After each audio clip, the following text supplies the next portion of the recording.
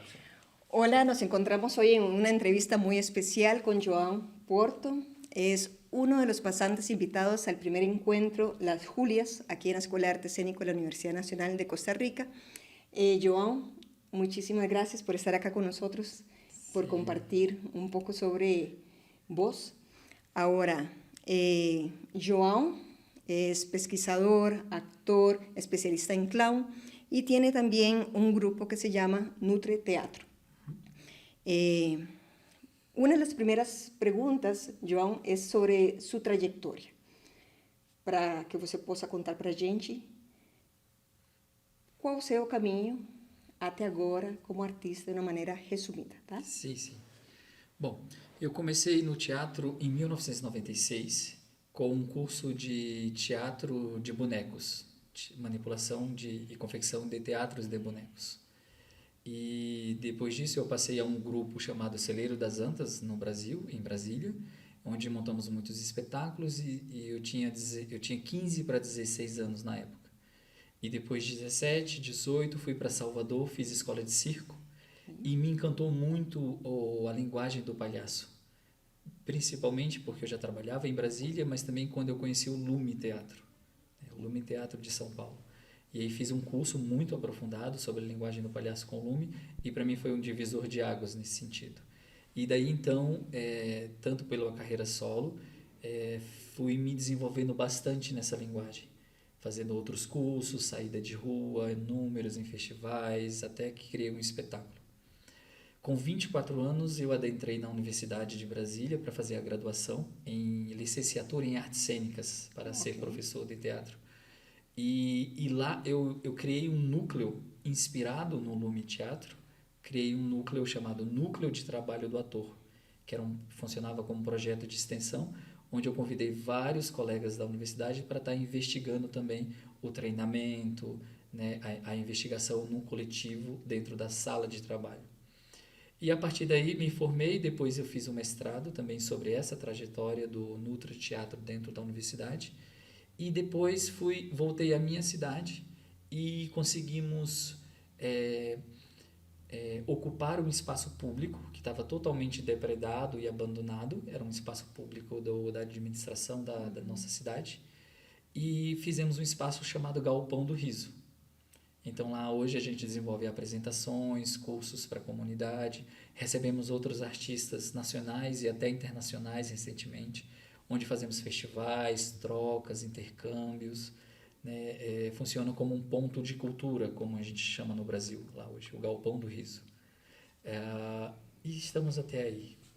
Veamos, entonces es artes escénicas, especialización en clown, o se especializa en Nutre Teatro. E Nutre Teatro não solamente trabalha clown. Não, exatamente. Okay. O Nutre Teatro hoje é o nosso grupo, né, de pesquisa, que sou eu e mais uma atriz, que é a Paula. Já teve 7 pessoas, depois passamos para 5 pessoas, depois 3 pessoas e estamos em 2 agora, por consequências da vida, enfim. Mas o Nutre Teatro ele trabalha também com outras linguagens. A gente tem espetáculos voltados para a rua e também espetáculos para o teatro, onde a gente atua como um ator mesmo, sem nariz, não necessariamente com a linguagem do clown. Mas o clown é como uma ferramenta de exercício e investigação para a gente como ator. Então, mesmo que a Paula, por exemplo, não quisesse desenvolver um espetáculo de clown, mas ela pesquisa o clown porque a gente entende que o clown traz muito benefício para a atuação teatral. Entonces tenemos el Nutri Teatro, que sería un colectivo también de investigación y creación. Y creación, fazemos espetáculos. Ahora, contame un poquito más sobre la dinámica que ustedes tienen al interior de este colectivo. Me decís que antes eran más numerosos, ¿verdad? Y ahora solamente son 2 personas. Sí. Pero ¿cómo se maneja la creación de espectáculo? ¿Quién dirige? ¿Cómo es este proceso de entrenamiento, de investigación? ¿Quién lo lleva a cabo? Como invitas a las personas a esse tipo de espetáculo? Sim. Recentemente, falar de mim que o processo de investigação para a criação, essa transição, essa passagem, se dá muito pela necessidade da própria investigação. Por exemplo, Eu tenho uma paixão pelo clown. Então, primeiro, eu me formei em clown, fiz as práticas que o clown exige. Muita saída de rua, né? Muita investigação, muito estudo, estruturar um número, uma pequena cena, para poder apresentar em alguns lugares. Aí dessa cena você vai juntando uma outra cena, para ir daí concebendo um espetáculo. Então, na dinâmica do clown, para mim, a criação se passou também como uma metodologia de aprendizado dessa própria linguagem. Então, eu nunca pensei o clown assim, agora eu vou fazer um espetáculo. Não. É pouco a pouco, juntando experiências, números, né?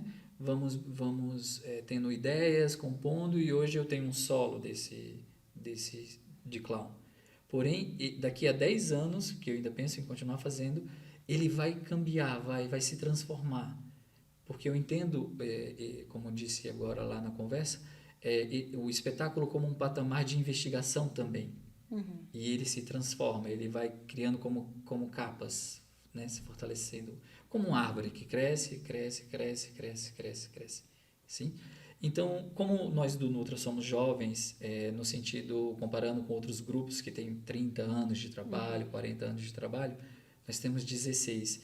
Então, a investigação, ela vai também, ela que vai dizendo, e também os desejos pessoais, né?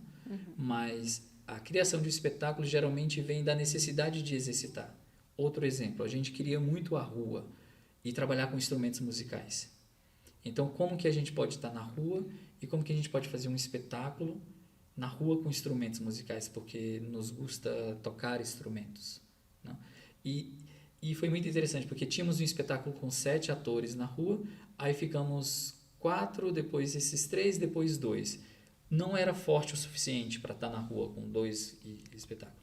Nós pegamos toda essa experiência que passamos e levamos todo esse material de volta para a sala. Então, o espetáculo que era pensado para a rua em 7, transformamos ele para dentro do teatro só com 2 atores. E por termos necessitado muito a rua, o canto, a atmosfera muito aberta, quando você coloca esse material dentro do teatro, explode, é como se fosse mais forte, é mais intenso. E daí, pela necessidade, descobrimos uma outra faceta da criação. João, quisiera que se fueras un poquito más preciso sobre un aspecto. Ahora son únicamente 2 miembros del grupo. Sí. Pero ¿cómo es esa dinámica? No es porque hacen falta actores o actrices para invitar a ser parte del grupo. Porque en este momento preciso, para ustedes, ya sea por el mismo grupo, maduración, evolución del grupo, del colectivo, ¿por qué son solamente 2? Sim. Primeiro porque chega uma hora que cansamos. Sim? Okay. Às vezes a gente quer coletivo, pessoas, vamos trabalhar junto, vamos esforço, não?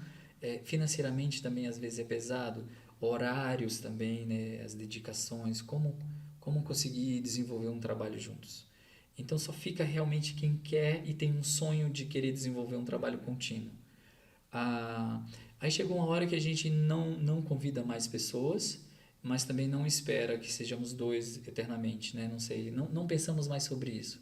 Porque também tem uma dinâmica, a gente já conseguiu uma dinâmica de uma rede de artistas que a gente sempre está trocando e encontrando. Seja anualmente para pesquisar juntos, como é o caso do grupo do Patuanu, do Carlos Simeone, que é do Lume Teatro, fundador do Lume Teatro, como outros grupos de pesquisa. Como essa oportunidade agora também de encontrar o Django, que fazemos parte desse grupo do Simeone, em La Julias. Sim? E aqui podemos trocarmos também. Então, eu sinto que esse grupo, agora são um grupo de fios de pessoas espalhado no mundo, onde a gente está constantemente trabalhando nos nossos lugares e de vez em quando a gente se encontra. Então, eu sinto que eu ganhei um grupo até maior, né? Do que aquela concepção do grupo local, mesmo horário, mesmo lugar, trabalhando da mesma maneira, assim. Então, eu com o meu trabalho solo, consigo estar... O mais importante é se você está ativo, é isso.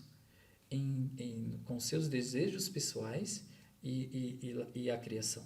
Porque às vezes você tem até as pessoas, tem dinheiro, tem o edital, tem tudo, mas você não está feliz porque aquele grupo exige que você trabalhe dessa forma, o diretor exige que você trabalhe de outra forma, enfim.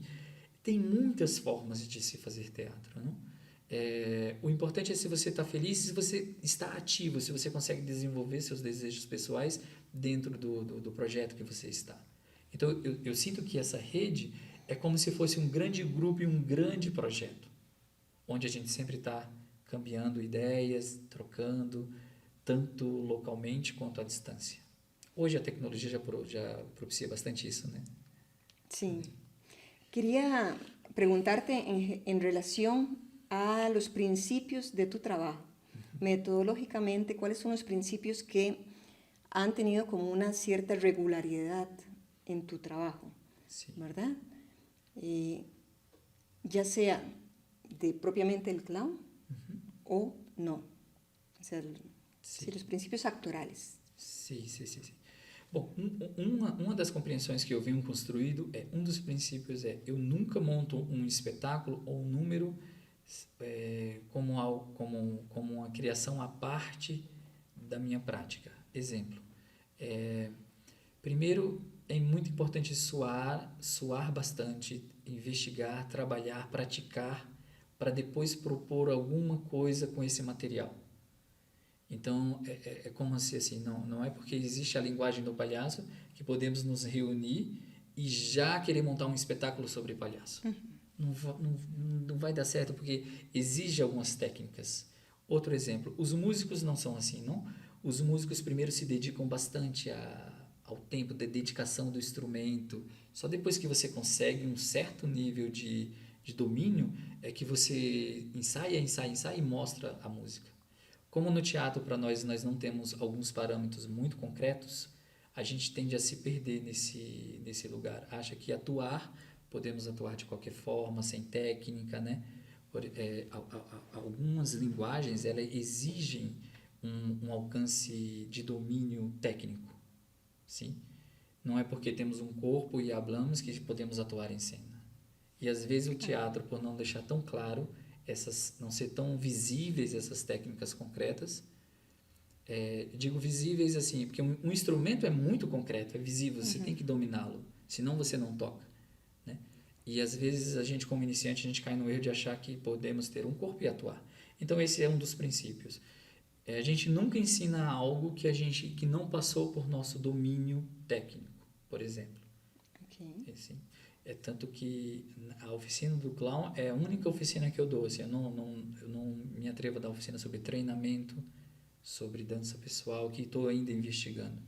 Mas do clown já tenho 16 anos que desenvolvo, então eu me sinto capaz de poder passar a experiência prática às outras pessoas. Vamos cerrando esta entrevista Sí. y una de las últimas preguntas tiene que ver con la formación de actores y actrices. Estamos en la Escuela de Arte Escénico. Como usted sabe, tenemos ¿verdad? Una gran cantidad de estudiantes deseando ser actores, actrices. Y la pregunta es, ¿cómo visualizar la formación de actores, actrices después de cierto tiempo de trabajo en este campo? A pedagogia de como ensinar atores sempre vai ser uma complexidade, não? Eu acho que cada país e cada realidade vai ter seu modo de fazer teatro e de formar pessoas em teatro. Mas o que eu penso para mim, e claro, essa resposta vai estar muito ligada a como eu vejo o mundo e como foi a minha experiência, não? Primeiro, eu penso que mais do que ensinar técnicas, porque lá a universidade às vezes é segmentada, não? Dramaturgia, música, dança, criação, cenário. Eu acho que tudo isso é importante, porque no início o estudante ele tem que beber de várias fontes, isso é muito importante. Porém, eu acho que tem que se passar uma noção para o estudante de que ele tem que também seguir uma linha de uma autopedagogia, sim? Não só aprender coisas, mas será que faz sentido? Eu acho que o estudante tem que se perguntar, ou o pedagogo tem que saber orientá-lo. Qual o caminho? Como o Gianco disse agora numa conversa, que tipo de artista quero ser? que coisas fazem sentido para mim poder beber melhor mais dessa água do que daquela, não? Porque é como se fosse um caminho que ele vai desenvolvendo, né? Então, mais do que a pedagogia que a universidade traz, mas como esse estudante também ser autônomo dentro da sua própria pedagogia. Eu acho muito importante isso para o teatro. Eu acho que o teatro, inevitavelmente, é uma arte que exige que você tenha uma autonomia. E aí está a sacada, não? Como dentro desse ensinar, fazemos também que esse estudante seja também autônomo. Para mim, seria esse equilíbrio, penso eu. En ese caso, y yo pensaría que tu autonomía fue en el momento que usted vio Lumi Teatro y pensaste que esse camino te iba a enriquecer como actor. Sim. Sim, aí, e também porque outra coisa também que muito importante dentro da universidade, os cursos livres, né? Que tem a grade curricular, Sim. mas a possibilidade dos intercâmbios, como os La Julias. Sim. Não? Às vezes o estudante entra em contato com algo que ele jamais pensaria que existe e de repente aquilo pega ele, né? Arrebata ele como uma paixão. De repente, pelo clown, porque foi assim com o Lumi para mim. E eu gostava muito do palhaço, me encantava, mas não sabia muito bem. Chegaram os professores pedagógicos, fizeram todo um caminho técnico e aquilo me arrebatou. Então, mudou a minha trajetória. Não? E são como presentes que a vida também vai trazendo, assim, né, de encontro. E La Julias, esses espaços que são livres da grade curricular, são extremamente essenciais para que momentos férteis, né, que isso pode acontecer, né? Eu acho isso lindo, assim. Muchísimas gracias, João. Estábamos conversando con João Porto, él es invitado a este primer encuentro de las Julias, así que muchísimas gracias por el taller, por la salida de los payasos que pronto va a ser, sí. ¿Verdad? Entonces, sin más, gracias. Mucho gusto. Obrigado.